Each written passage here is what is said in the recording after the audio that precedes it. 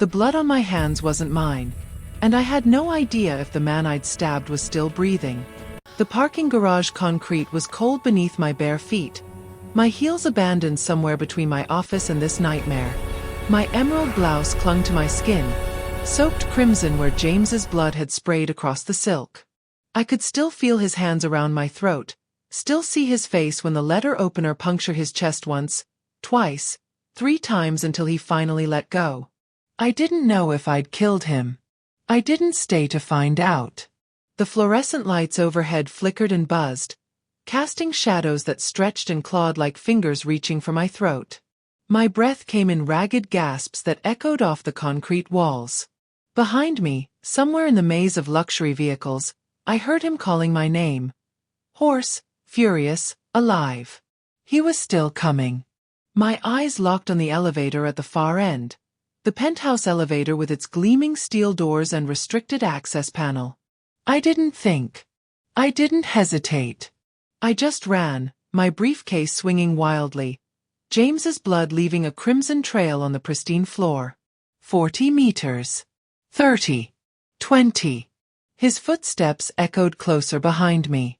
I slammed my palm against the call button, gasping, "Please, please, please," like a desperate prayer.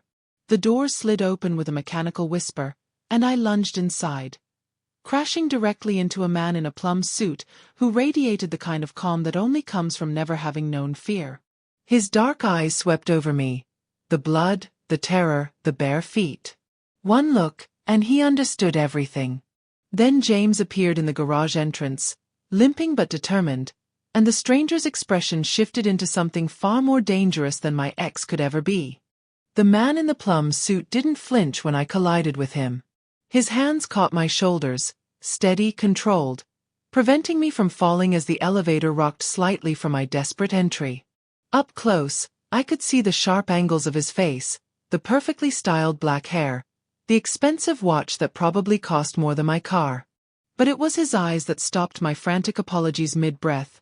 Dark, assessing, cataloging every detail of my blood-stained disaster with an intensity that felt like being examined under a microscope. He said nothing, asked nothing, just released my shoulders and stepped back to give me space, his gaze moving methodically from the crimson streaks across my emerald blouse to my bare, bleeding feet, then beyond me to the parking garage where James's ragged breathing and stumbling footsteps grew louder. "Mary!" James's voice cracked with rage and something else. Pain, maybe shock. "Mary, you fucking..." He appeared in the elevator entrance like a wounded animal, one hand pressed against his torso where dark blood seeped through his white dress shirt, the other reaching for the closing doors. His face was twisted with fury, desperation, and that obsessive need I'd come to know too well during our relationship. The need to control, to possess, to punish. "Don't you dare close those doors," James snarled, lunging forward. "She stabbed me. That crazy bitch tried to kill me." The man in the plum suit moved. He didn't touch James. Didn't push or strike or even raise his voice. He simply positioned his body in the elevator entrance, a wall of composed menace in expensive fabric, and the air itself seemed to change. The temperature dropped. The casual violence hovering in that parking garage crystallized into something far more dangerous. The man said. One word in Korean, quiet and absolute. James froze mid-lunge, his bloodied hand hovering inches from the elevator door. For the first time since I'd known him, through 18 months of dating, through his psychological games, through tonight's brutal attack, I saw actual fear flash across James Chatham's face. The man in the plum suit tilted his head slightly, and when he spoke again, his English was unaccented, almost gentle. "Leave. Now." It wasn't a suggestion. It wasn't even a threat. It was simply a statement of fact, delivered with such certainty that arguing seemed impossible. James's bravado crumbled like wet paper. His mouth opened and closed soundlessly. His eyes, usually so confident, so entitled, darted between me and the stranger, and whatever he saw in that assessment made him stumble backward. "This isn't over," James managed, but his voice shook. "She can't just, you don't know what she..." The stranger's finger moved to the panel, hovering over the close button. His expression never changed, but something in his stillness communicated volumes. James took another step back. Then another. His face cycled through rage, confusion, and that terrible fear again before settling on something I'd never seen before: retreat. The elevator doors slid closed on James's face. Furious, fearful, already calculating his next move. But for the first time tonight, I could breathe without his hands around my throat. The elevator began its ascent with a gentle mechanical hum. I pressed myself into the corner, my torn briefcase clutched against my chest, James's blood still sticky on my hands. The stranger, whoever he was, stood perfectly still in his plum suit, his eyes on the ascending floor numbers. Not looking at me. Not demanding explanations. Just present. The silence stretched between us, heavy with unasked questions and the metallic scent of blood. Finally, without turning, he spoke. His voice was quiet, measured, almost conversational. Did you kill him? My throat closed. The question I'd been asking myself since the letter opener pierced flesh. I don't know. He wouldn't stop. He was going to. I'm not asking if you were justified. He turned then, his dark eyes meeting mine with unsettling directness. I'm asking if he's dead so I know what we're dealing with. Wait. The word hung in the air between us, unexpected and somehow more terrifying than anything else that had happened tonight. The elevator climbed smoothly toward the 40th floor, each passing second stretching like taffy. The digital display ticked upward, 12, 13, 14, and I couldn't stop shaking. My breath came too fast, too shallow, fogging the mirrored walls. I waited for the interrogation. The accusations. The judgment that had to be coming. Instead, the stranger shrugged out of his plum suit jacket with practiced ease and held it out to me. I stared at the offering, confused.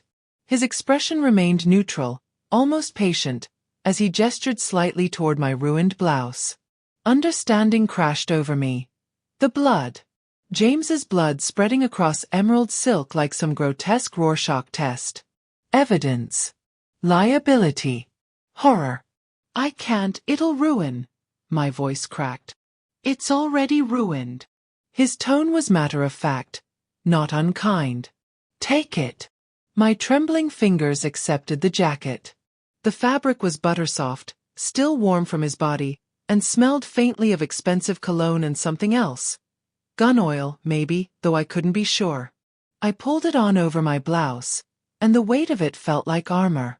Like temporary salvation. Thank you, I whispered.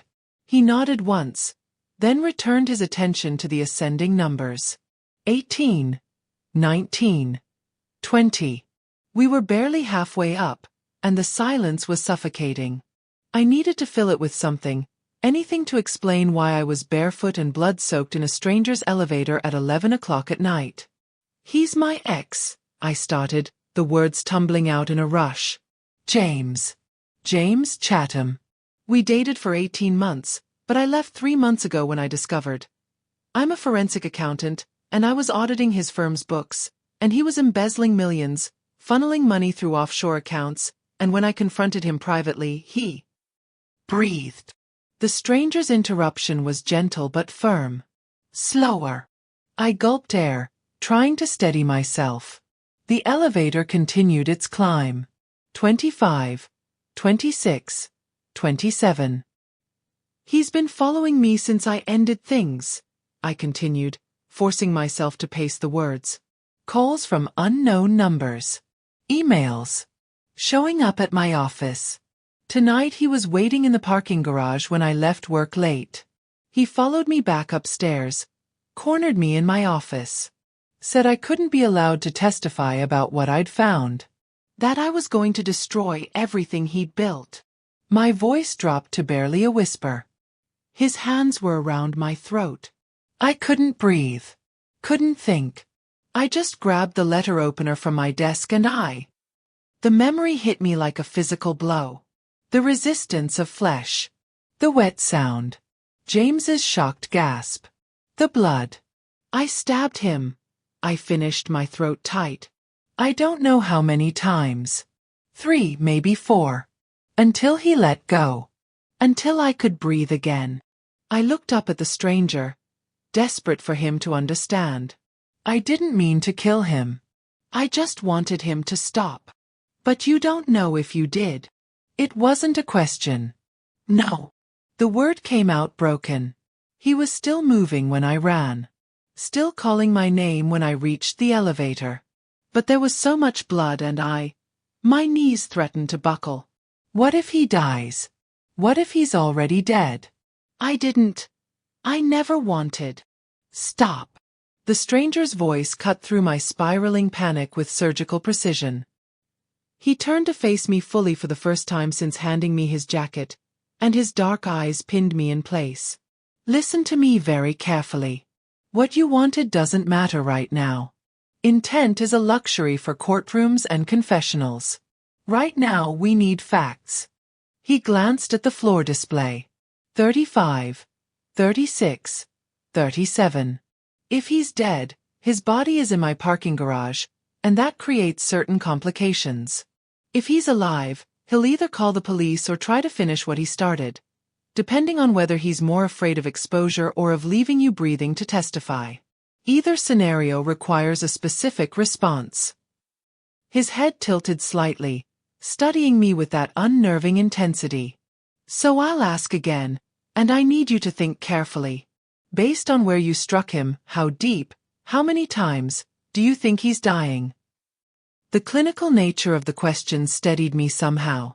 He wasn't asking for my guilt or my justifications. He was assessing. Planning. His torso, I said slowly, forcing myself to remember through the fog of terror.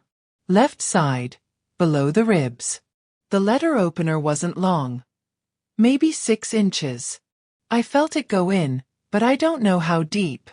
He was bleeding heavily when I ran, but he was standing, chasing me.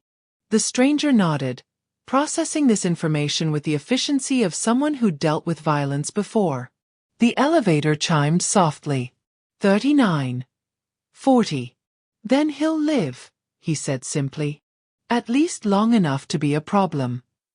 The door slid open to reveal a private foyer of marble and modern art, and my legs refused to move. The stranger stepped out, then turned back to look at me, one hand holding the elevator door open. You have a choice to make, he said quietly. You can run, and he'll find you again within a week. You can go to the police, and his lawyers will bury you while he disappears into his offshore accounts. Or, he paused, his expression unreadable. You can come inside, and we can discuss a third option.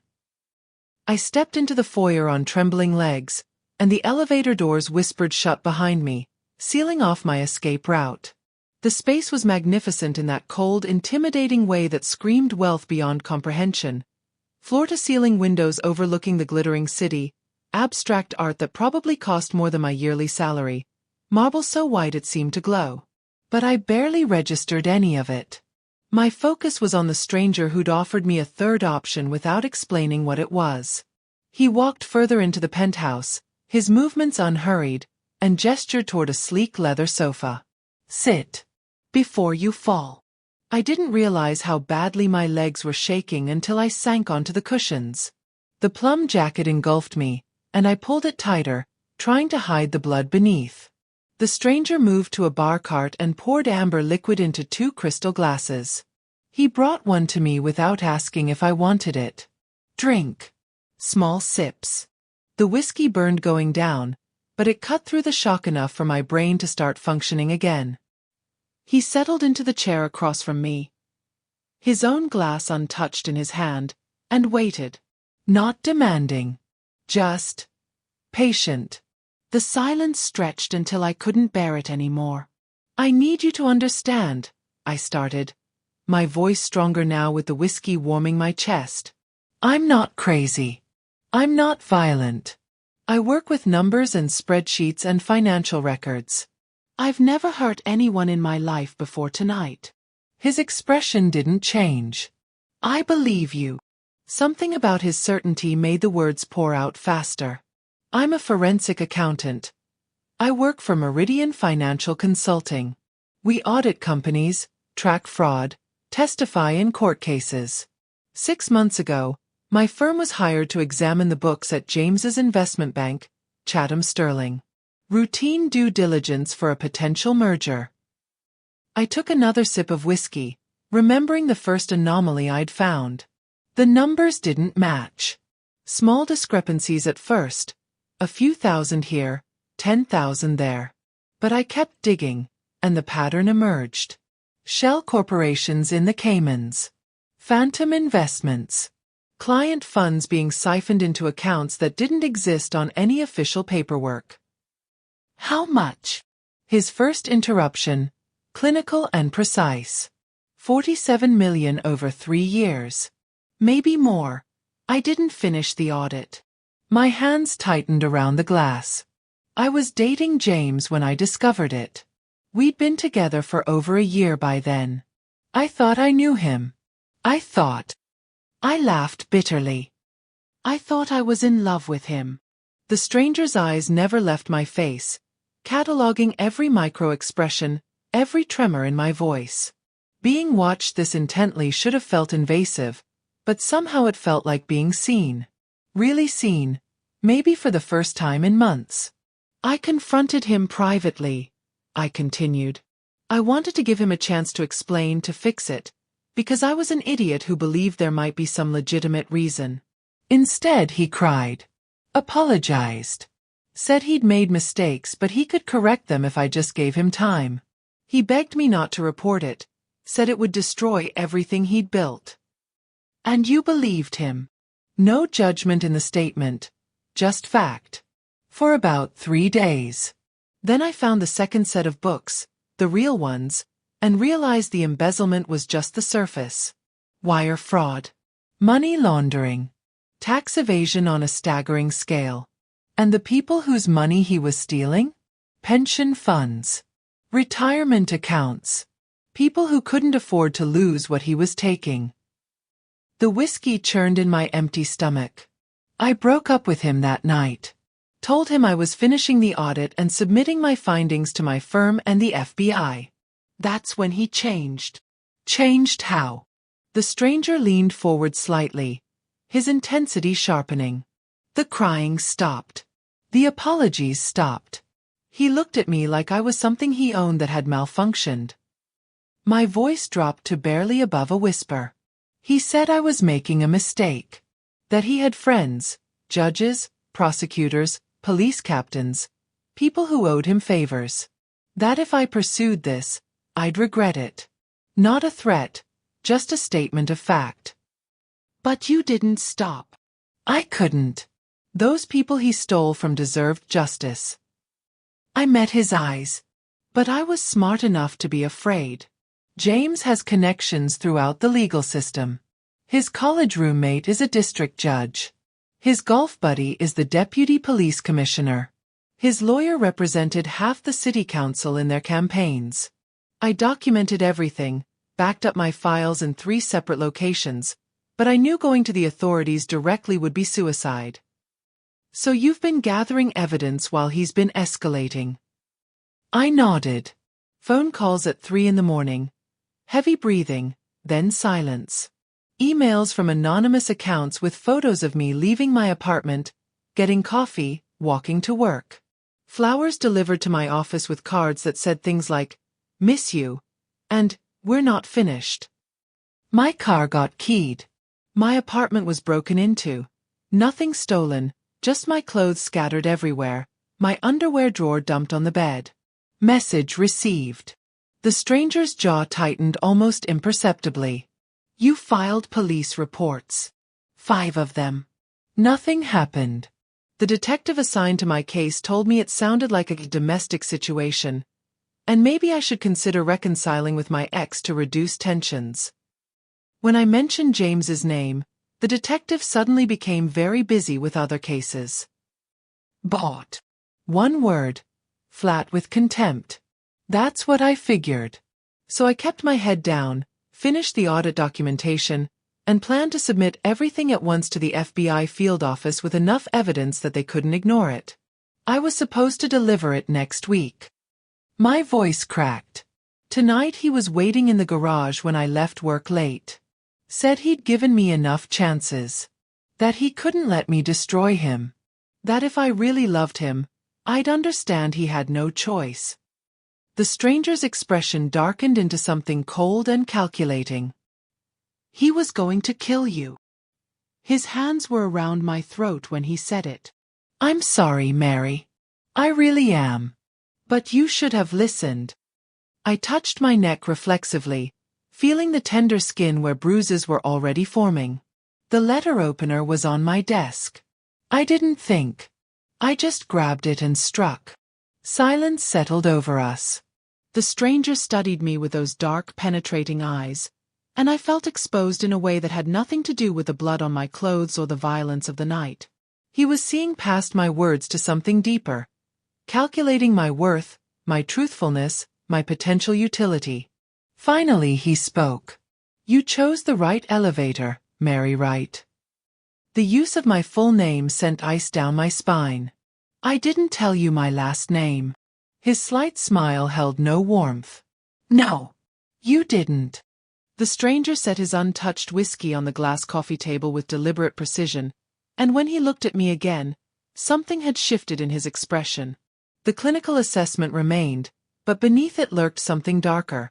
A recognition that made my skin prickle with awareness.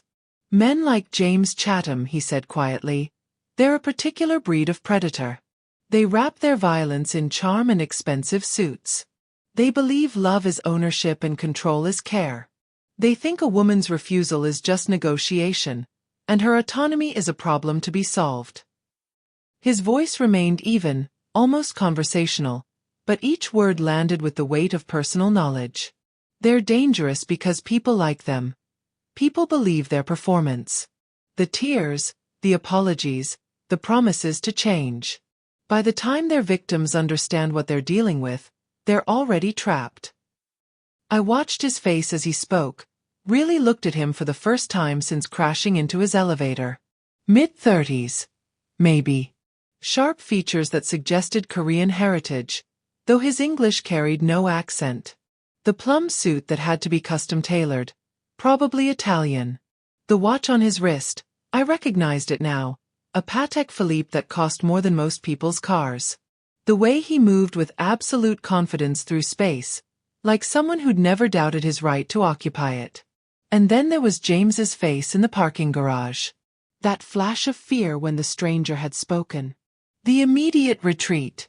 James, who'd spent 3 months terrorizing me, had stumbled backward from one quiet word in Korean and a look. You're not just a resident here, I said carefully, my accountant's brain assembling the data points. You own this building. His slight smile confirmed it before he spoke. Meridian Tower. Yes. Along with 3 others in the financial district. And probably much more. I thought about the elevator security camera that had been conspicuously dark, the private penthouse access, the way he'd assessed my situation with the efficiency of someone who'd dealt with violence and complications before. The way James looked at you, he recognized you. Not as a neighbor or another wealthy resident. He was afraid of you. The stranger's expression didn't change, but something flickered in those dark eyes. Acknowledgement, maybe. Or approval at my deduction. My name is Brad Smith, he said. Though my full name is Brad Kwan-Smith. My family has been in various businesses in this city for 3 generations. Some of those businesses are listed on stock exchanges. Others operate in markets that prefer discretion. The careful phrasing told me everything. My hands tightened around the whiskey glass. You're wondering if I've traded one monster for another. The thought crossed my mind. My voice came out steadier than I felt. James hurt me because I threatened his money and his freedom. What's to stop you from? I gestured vaguely at the opulent space around us. From making me disappear because I'm a witness to whatever the situation becomes? Brad leaned back in his chair, studying me with that intensity that felt like being X-rayed. That's a reasonable fear. You don't know me. You've just met me in the worst possible circumstances. For all you know, I'm exactly what you're afraid of. Are you? The question hung between us, sharp and essential. My heart hammered against my ribs, and I realized this was the real choice point. Not whether to step off the elevator, but whether to believe whatever answer he gave me now. That depends on what you consider monstrous, Brad said finally. His voice remained measured, but something genuine entered it, something almost vulnerable beneath the controlled exterior. I don't hurt people who don't hurt me first. I don't view relationships as ownership. I don't confuse control with care or fear with respect. He set his glass down with a soft click. Your ex doesn't have those limitations. He hurt you because you dared to have boundaries. Because you chose justice over his convenience. Because in his mind, you belong to him, and betrayal, which is what he calls your refusal to protect him, deserves punishment. And you?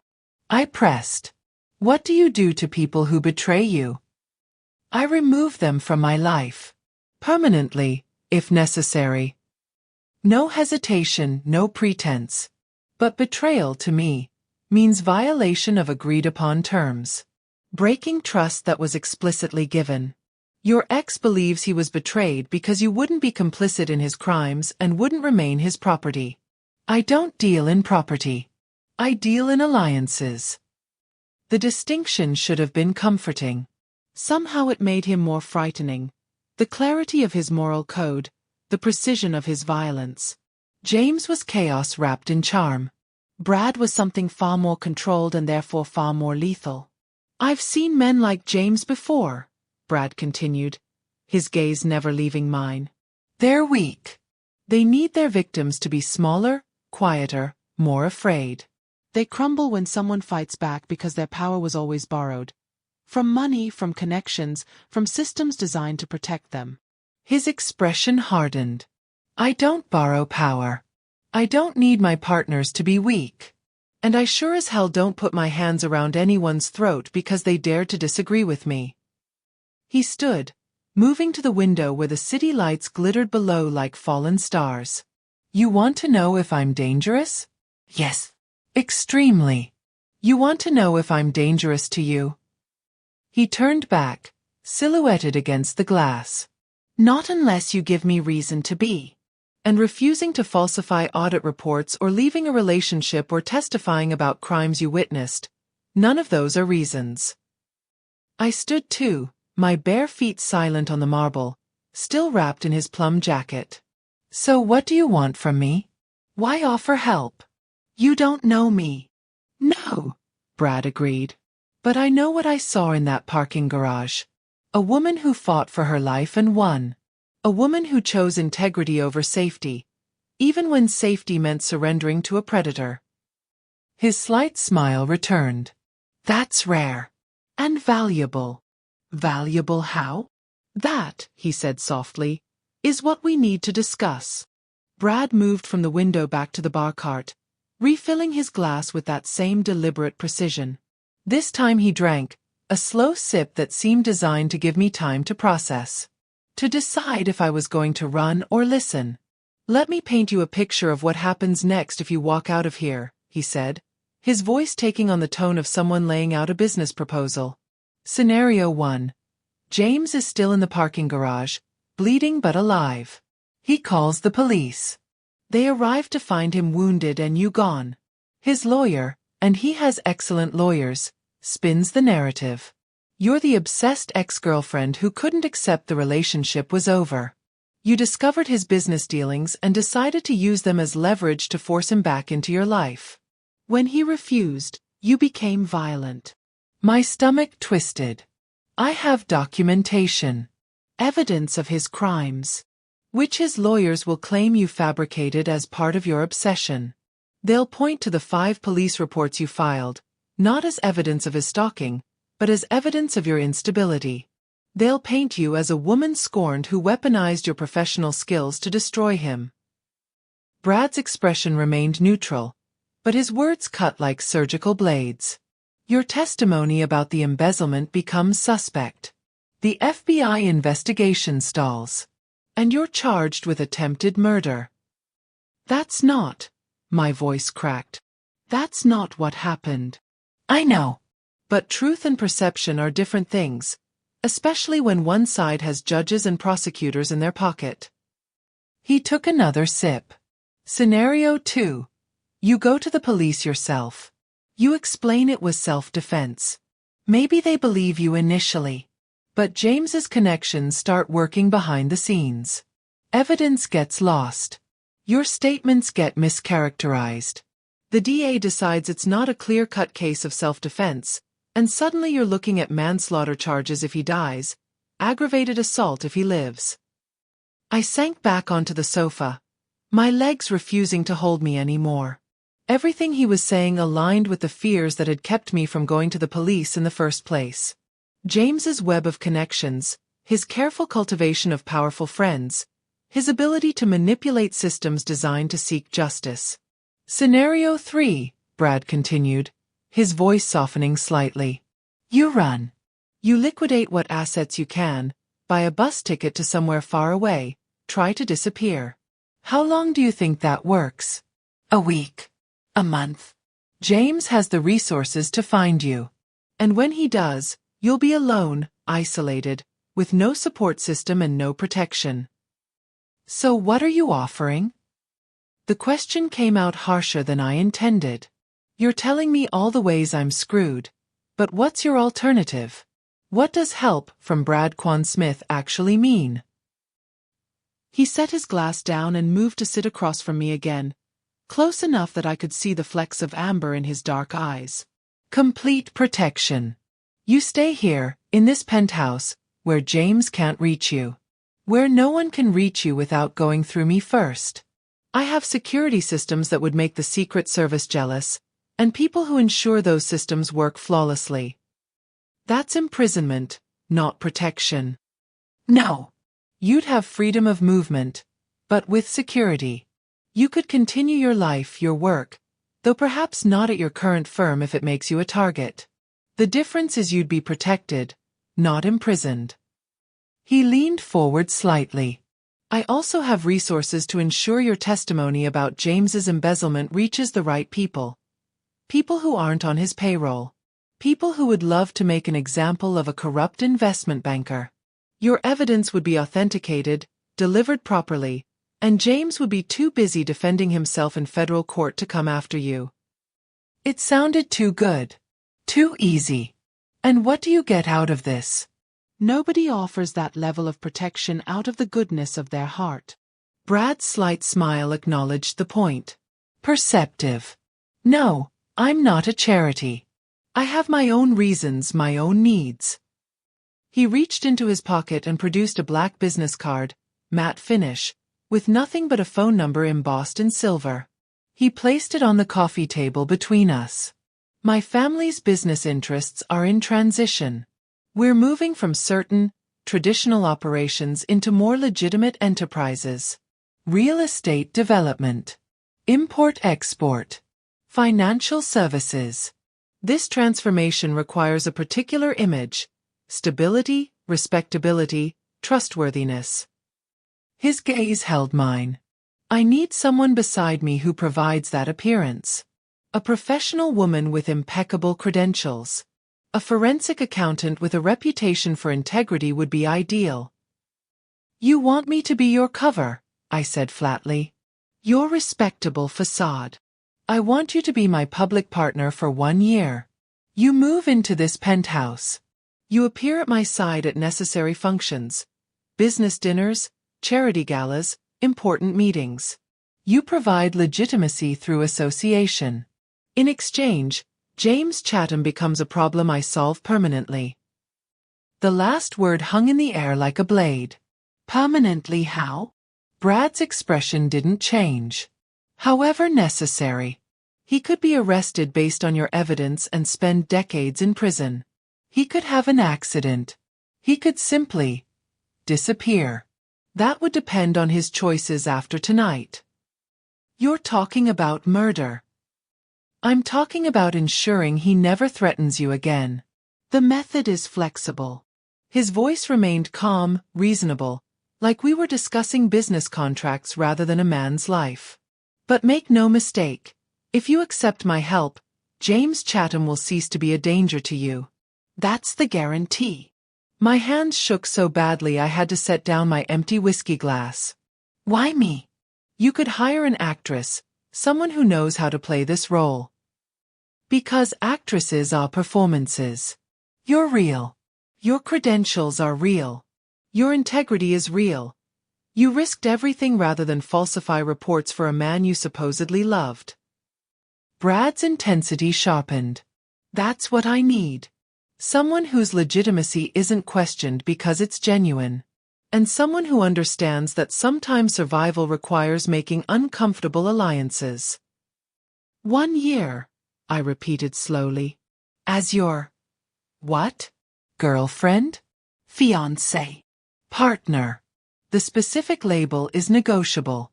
The commitment is 1 year. After that, you're free to walk away with enough money to start over anywhere you want.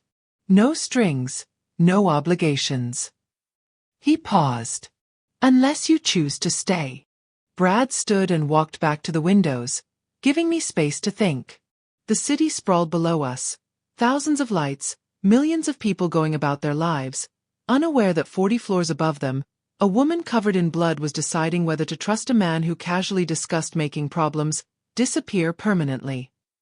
You don't have to decide right now, he said without turning around. You can walk away.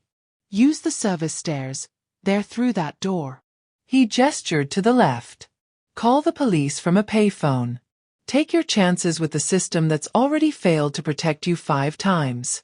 That's your right. But we both knew it wasn't really a choice. Not a fair one, anyway. Walking away meant facing James's lawyers, his connections, his resources.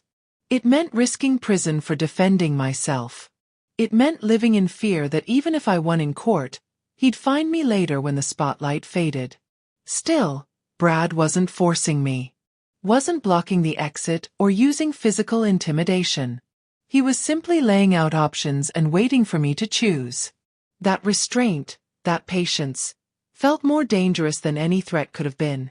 I stood on trembling legs, my bare feet silent on the cold marble.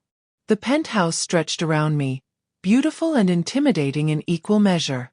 Through the windows I could see other buildings, other lives.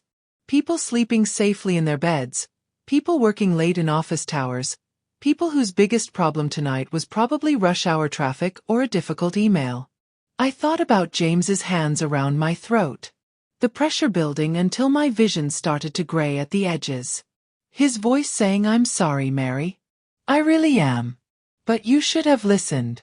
The absolute certainty that he was going to kill me and feel justified doing it.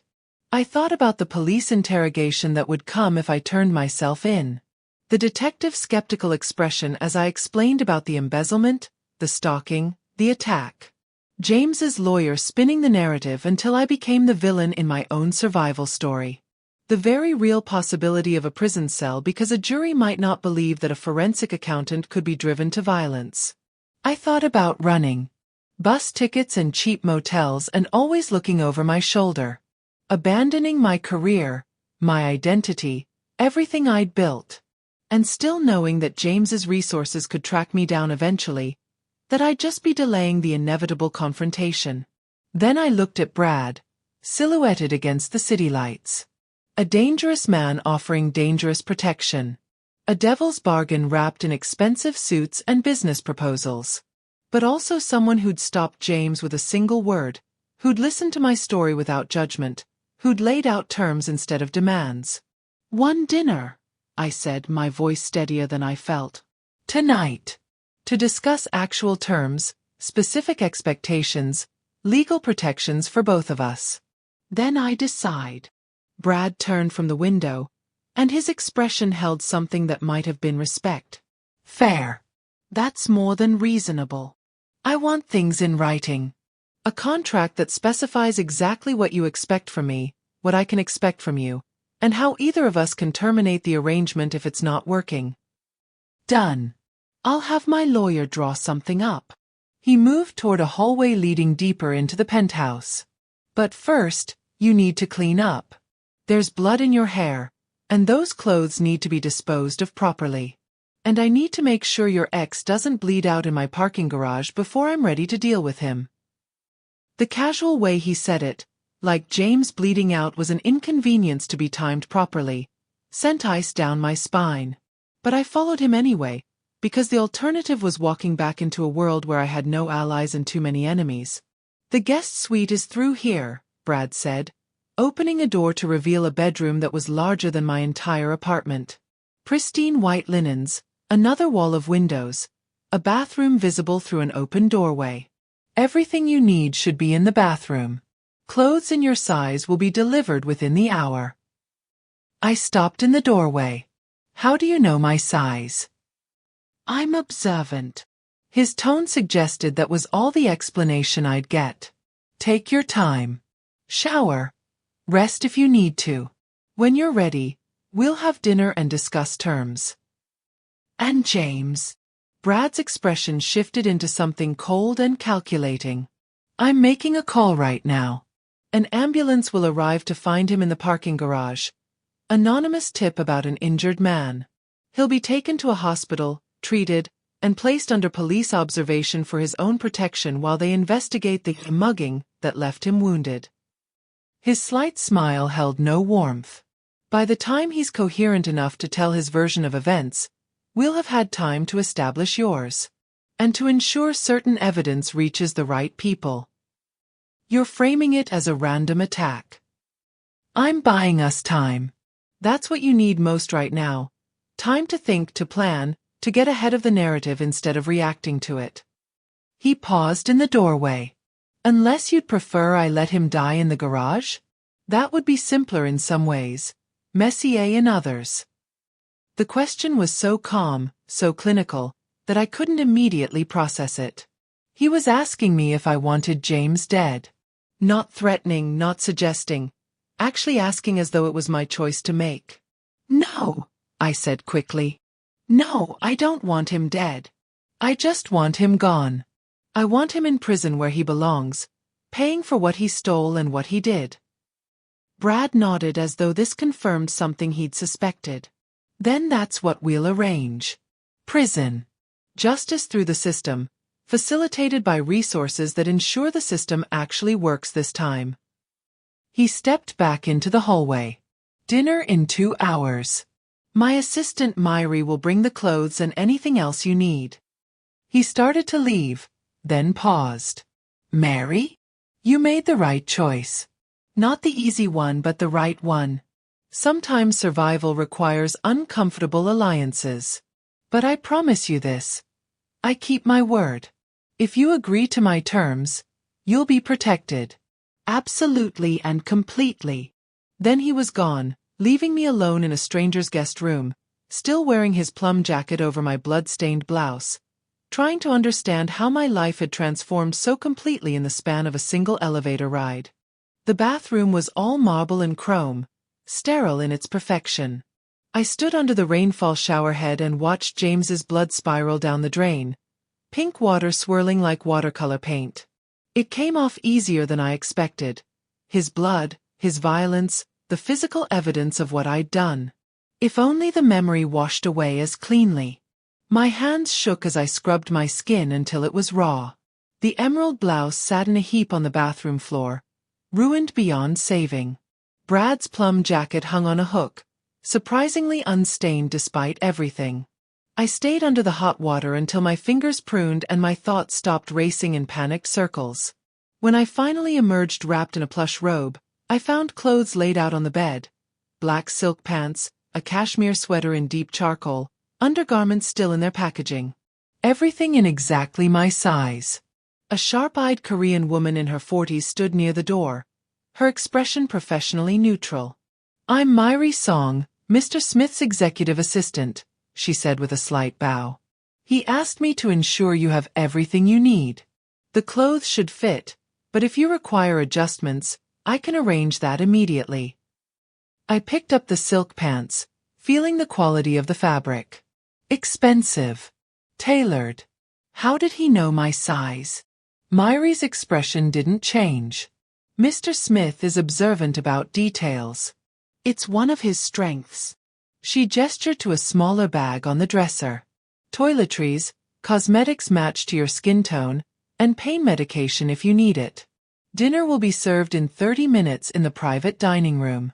I'll return to escort you. She left before I could ask more questions, and I was grateful for the solitude. I dressed slowly, the silk pants sliding over my skin like water, the cashmere sweater soft enough to make me want to cry. Everything fit perfectly. Not just adequately, but precisely. Like Brad had catalogued my measurements in that brief elevator ride and committed them to memory. The thought should have been creepy. Instead, it was just unsettling.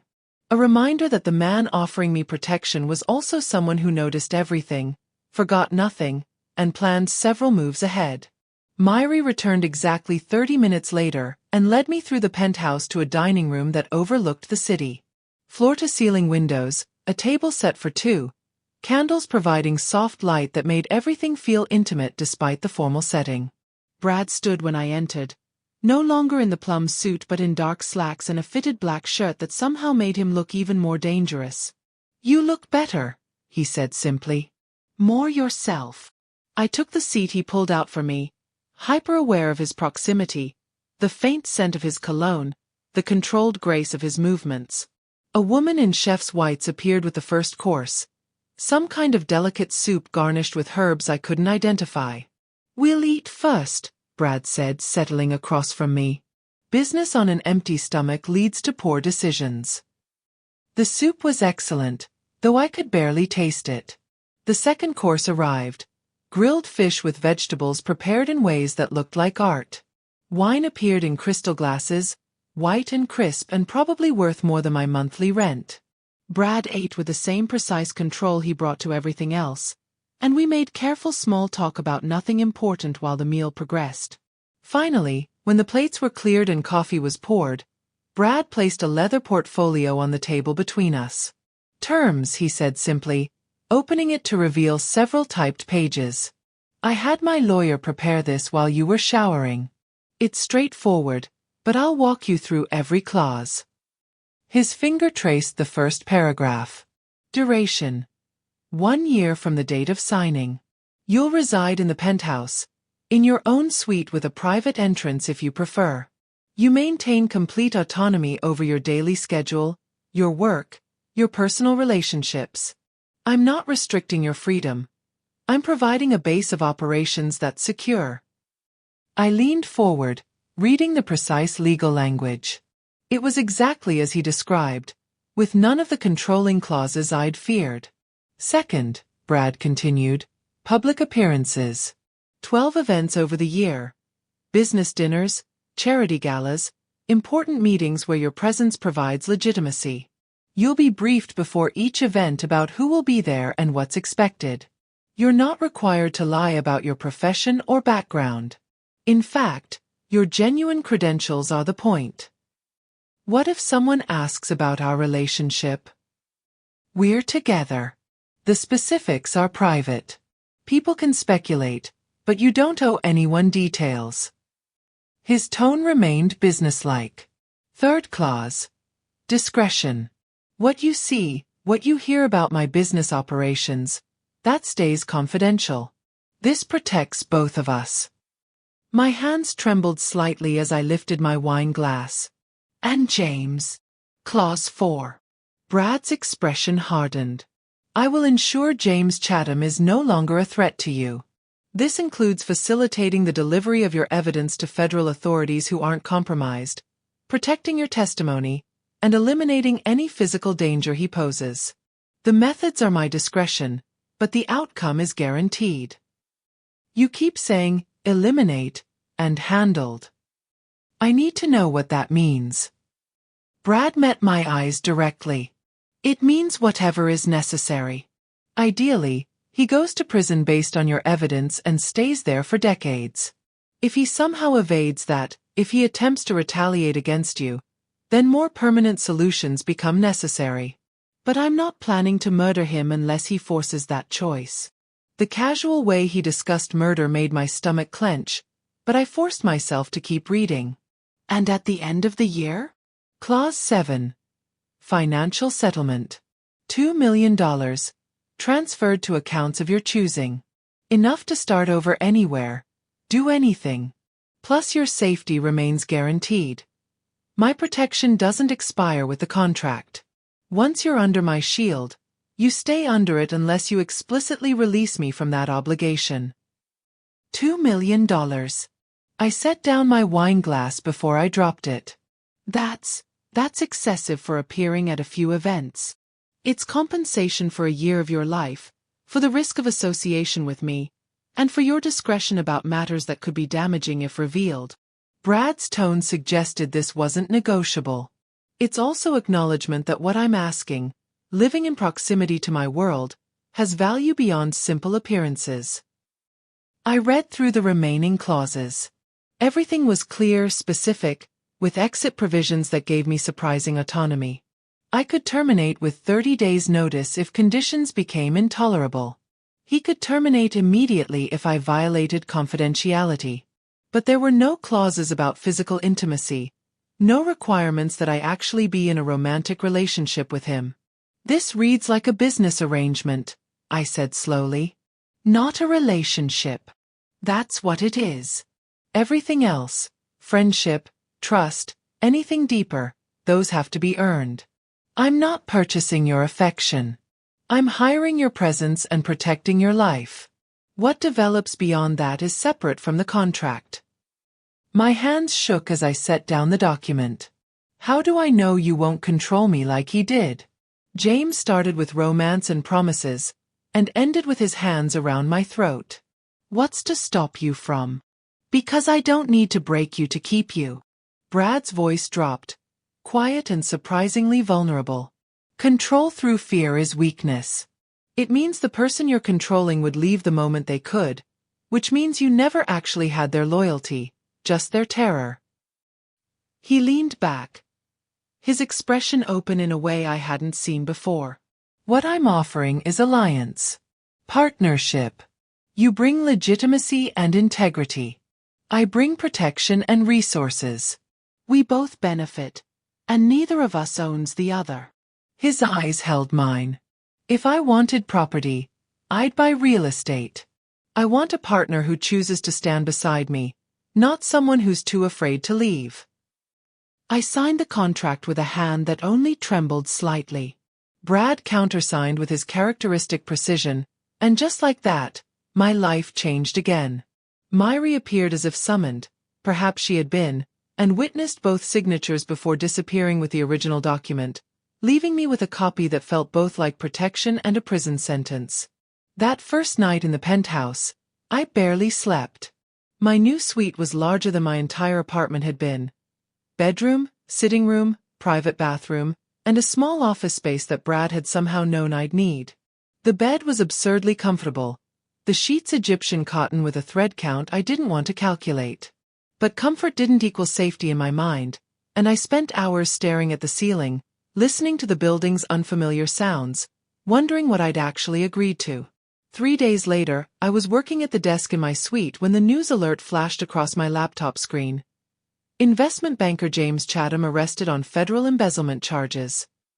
My hands froze on the keyboard. I clicked through to the article, my heart hammering as I read. James had been found in the Meridian Tower parking garage, injured from what he claimed was an attack by his unstable ex-girlfriend. But according to the report, his allegations had been quickly dismissed when FBI investigators, acting on an anonymous tip, discovered extensive evidence of his embezzlement scheme. Security footage from the building showed James stalking me through the corridors, contradicting his claims that I'd attacked him unprovoked. The security footage, edited by Brad's people, he'd said, showing just enough truth to make James's story collapse. I sat back in my chair, shaking. It had taken Brad 3 days to dismantle James's entire defense. 3 days to turn my attacker into the villain he actually was. 3 days to hand me the safety I'd been chasing for months. A soft knock on my door made me jump. "Come in," I called, my voice unsteady. Brad entered, carrying 2 cups of coffee. He set one on my desk without comment, then glanced at my laptop screen. "You saw. You work fast. When necessary." He settled into the chair across from my desk, not hovering, not invading my space, just present. The FBI had been investigating Chatham Sterling peripherally for months but lacked concrete evidence. "Your documentation provided everything they needed. I simply ensured it reached agents who weren't compromised." "And the security footage?" "Shows exactly what happened. You working late, him stalking you through the building, pursuing you to the elevator.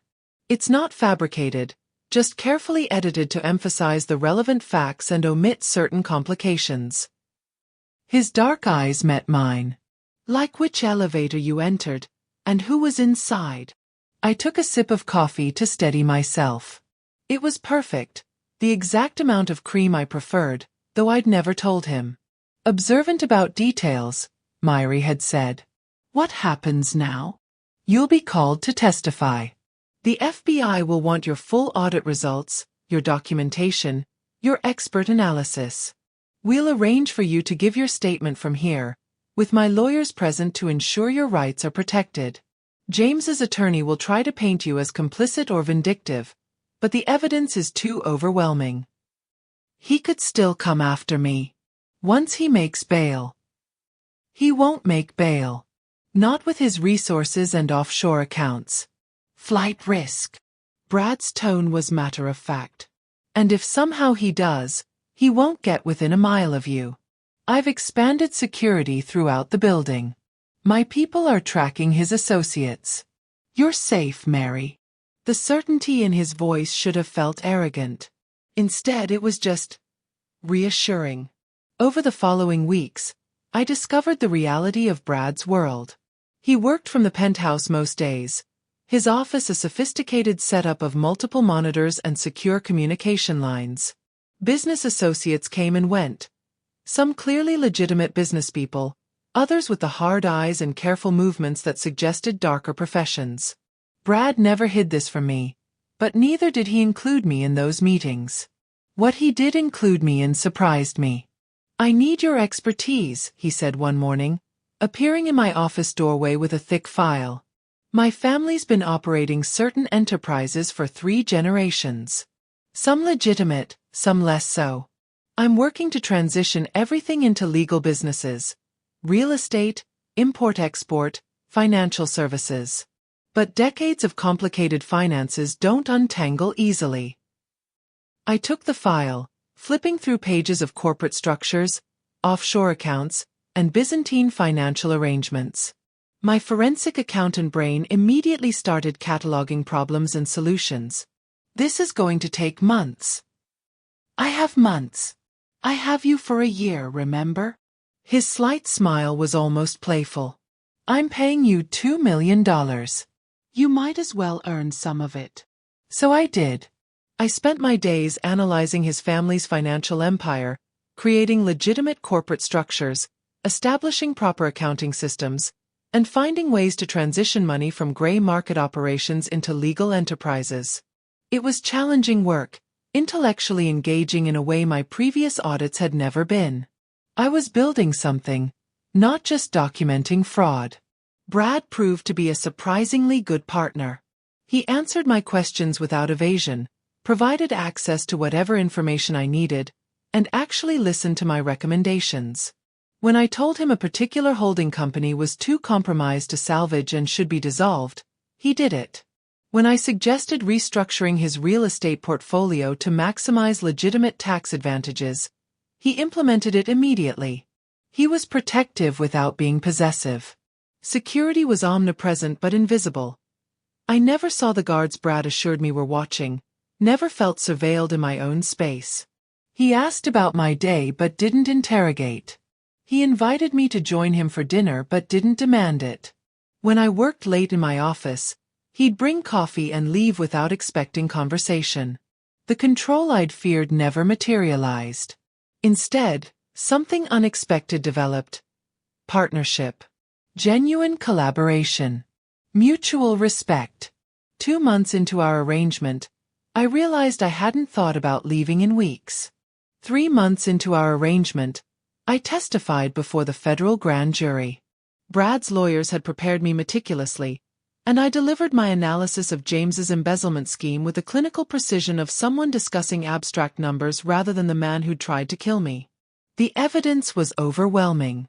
The indictments were inevitable. I walked out of the courthouse into crisp October air, feeling lighter than I had in months. It was over. James would go to prison, his network would collapse, and I could finally... The van pulled up to the curb so quickly I barely registered it before hands grabbed me. One covered my mouth, muffling my scream. Another wrapped around my waist, lifting me off my feet. I fought, instinct and training from the self-defense classes Brad had insisted I take. But there were too many of them, too strong, too coordinated. "Get her in now." A harsh voice. Unfamiliar. "Cale wants her before Smith realizes she's gone." Cale. The name meant nothing to me, but the fear in the speaker's voice when he said, "Smith," told me everything. This wasn't random. This was targeted. This was someone going after Brad by taking me. I bit down hard on the hand covering my mouth, tasting blood. Someone cursed.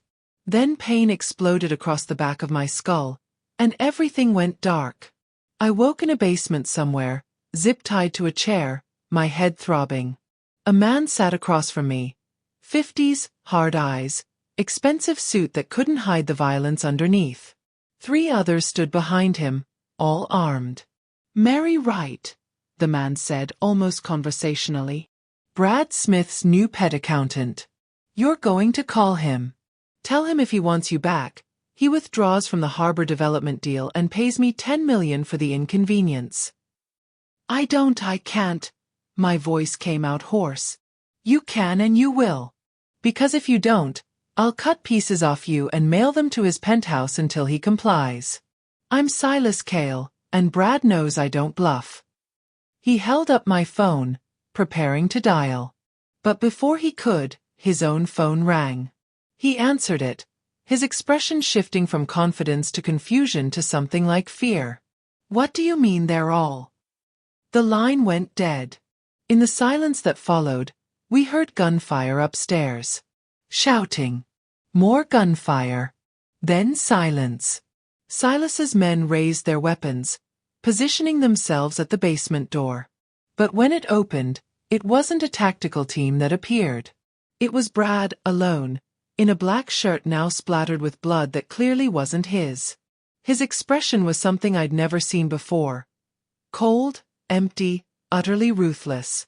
"You touched what's mine," Brad said quietly, each word falling like a death sentence. "That was your mistake." What happened next was swift and brutal. Brad moved through Silas's men like they were obstacles rather than people, disarming and incapacitating them with an efficiency that spoke of extensive training and zero hesitation. When only Silas remained, Brad stopped in front of him. "Your operation is finished. Every warehouse, every account, every person on your payroll, dismantled in the last 48 hours while you were stupid enough to kidnap her. You have nothing left. Which means you're not leverage. You're just a problem to be solved." "Brad, wait." But Brad wasn't interested in negotiation. One precise strike, and Silas collapsed. Not dead, I checked later, but unconscious and destined for a very different kind of incarceration than James faced. Then Brad was cutting my zip ties, his hands gentle despite the violence still radiating from him. "Are you hurt?" "Did they?" "I'm okay," I managed. "Bruised, but okay." His jaw clenched. The cold mask was still there, the killer I'd just watched dismantle 5 armed men without breaking a sweat. This was the darkness he'd alluded to, the part of himself he'd kept carefully controlled in my presence. And I should have been terrified. Instead, I reached up and touched his face, my fingers tracing his jaw. "I see you," I said softly. The mask cracked. Something vulnerable flickered in his eyes. Surprise. Maybe relief that I wasn't running, wasn't screaming. That I understood his darkness wasn't directed at me but wielded for me. Mary. His voice was rough. I didn't let him finish. I kissed him, tasting blood and violence and the desperate relief of survival. His hands came up to cradle my face with infinite gentleness, the same hands that had just destroyed 5 men without mercy. The contrast should have been disturbing. Instead, it was everything. When we finally pulled apart, both breathing hard, Brad rested his forehead against mine. I would have burned down the entire city to find you. I know. And I did. I'd seen it in his eyes, in his actions, in the systematic dismantling of Silas's organization in less than 2 days. That's why I'm not afraid. The remaining 9 months of our contract became irrelevant after that night. What we'd built transcended the business arrangement we'd signed. Partnership had evolved into something deeper. Trust forged in blood and violence, respect earned through crisis, and eventually, love that grew from the strangest foundation imaginable. James received 25 years at his sentencing. I attended, sitting in the gallery with Brad beside me, watching the man who'd terrorized me led away in chains. Justice, finally. Real and absolute. Brad's legitimate business empire continued to grow, with me as CFO managing the financial transformation we'd begun. His family's organization shifted from gray market operations to legal enterprises, and my forensic accounting skills proved invaluable in that transition. I was no longer just living in his penthouse. I was building something meaningful alongside him. We married on a winter evening 11 months into the contract, in a private ceremony with only Mary and Brad's closest associates present. Not because the contract demanded it, but because what we'd built was real. Because I'd chosen to stand beside the man who'd offered me protection when I had nothing, who'd respected my autonomy even while keeping me safe, who'd literally dismantled an enemy organization in 48 hours because someone dared to touch me. As I stood in Brad's arms that night, wearing a simple white dress and his grandmother's ring, I understood something fundamental. Salvation doesn't always come from expected places. Sometimes it arrives in a blood-stained elevator with a dangerous man in a plum suit. Sometimes the strongest protection is choosing someone who would burn the world to keep you safe. And sometimes, the love born from ashes and violence and impossible choices is the most real thing you'll ever know. The contract expired. We tore it up together, laughing, because we'd both known for months that it no longer mattered. What we had wasn't bound by legal terms and financial settlements. It was built on something far stronger. The recognition that 2 people who'd survived their own darknesses could create something luminous together. I never went back to my old apartment. The penthouse became home. Brad became my partner in every sense. Business, life, love. And when I woke in the middle of the night sometimes, remembering James's hands around my throat or Silas's basement, Brad would be there, pulling me close, his heartbeat steady against my ear. "You're safe," he'd whisper. "Always." And for the first time in my life, I believed it completely. 2 years after that blood-stained night in the elevator, I stood at the penthouse windows watching the sunrise paint the city gold. Brad's arms wrapped around me from behind, his chin resting on my shoulder, and I thought about the woman I'd been, terrified, alone, running barefoot through a parking garage with blood on her hands. Sometimes salvation comes from the most unexpected places. Sometimes the person who saves you isn't the one you'd choose, but the one you need. I learned that survival isn't always about fighting alone.